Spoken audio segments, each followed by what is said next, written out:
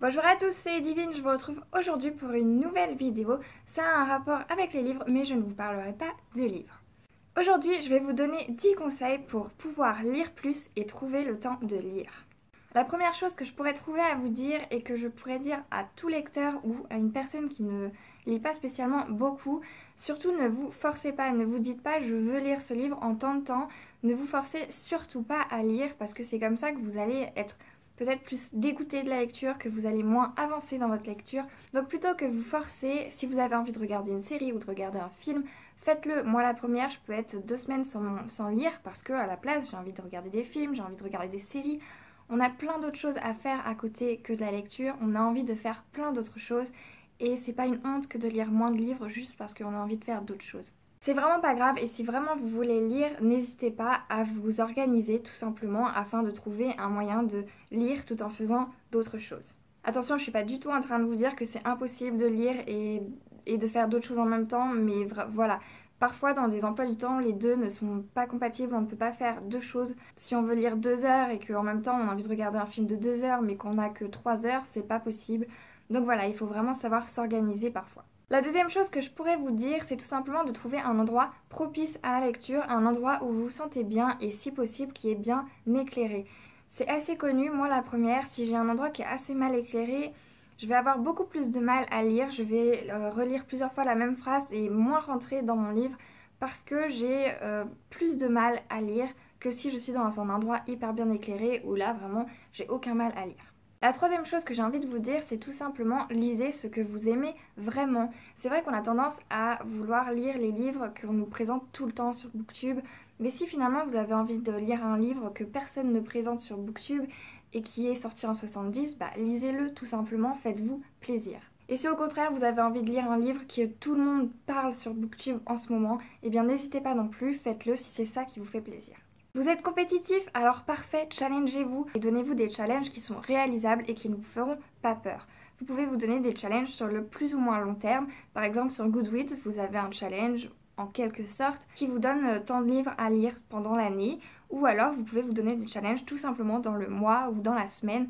C'est en fonction de comment vous lisez, comment vous aimez lire. Et attention, ce petit point ne plaira pas à tout le monde, tout simplement parce que tout le monde n'aime pas se donner des challenges.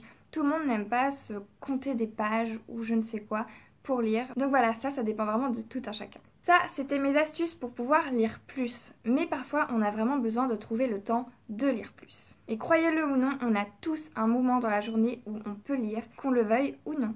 Arrêtez de faire défiler votre mur Facebook et lisez. Fini les réseaux sociaux avant de dormir, on profite et on lit. Il est toujours utile, d'après moi, d'avoir un bon bouquin sur soi. On peut pratiquement hyper facilement, surtout quand on a un sac à main. Donc désolé les garçons si vous n'avez pas de sac à main. Mais si vous avez un sac à main, il est hyper facile de traîner avec vous partout un petit livre de poche. Et je vous dis que c'est utile, c'est pas pour rien, tout simplement parce qu'il y a parfois des moments dans notre vie où c'est pas prévu, mais on va passer 10 minutes, un quart d'heure, 1 heure à attendre quelque chose.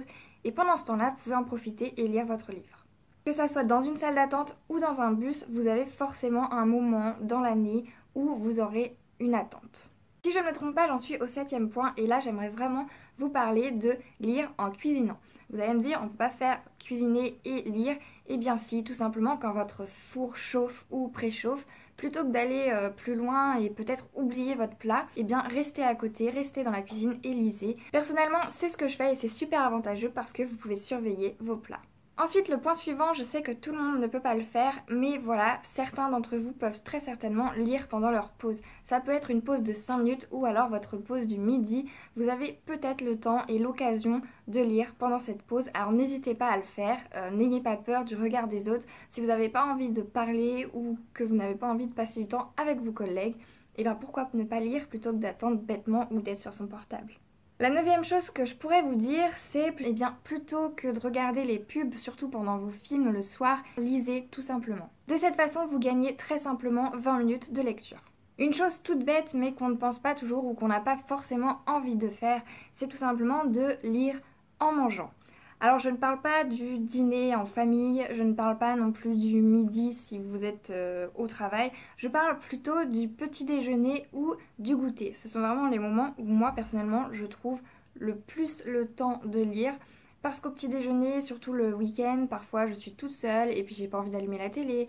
Et puis je sais que je vais pas forcément salir mon livre, donc je lis. Et de la même façon, pour le goûter, quand j'ai quelque chose qui ne salit pas mon livre, ou si vous vous en foutez de salir votre livre, eh bien vous pouvez lire. Encore une fois, ce conseil ne conviendra pas à tout le monde, mais c'est tout de même un conseil bon à prendre pour quelques-uns. Voilà, je pense avoir fait le tour sur quelques conseils qui pourront peut-être vous aider à lire plus ou à trouver le temps de lire. N'hésitez pas vous aussi à partager en commentaire vos astuces pour lire plus, ça peut toujours être utile à quelques-uns. Surtout n'oubliez pas, il ne faut surtout pas se forcer en lecture. C'est comme tout, si on ne prend pas de plaisir, on n'arrivera à rien et ça je le pense vraiment très sincèrement. Sur ce, cette vidéo est déjà terminée, j'espère qu'elle vous aura plu. Je vous fais à tous de très gros bisous, je vous souhaite de très bonnes lectures et vous dis à la prochaine.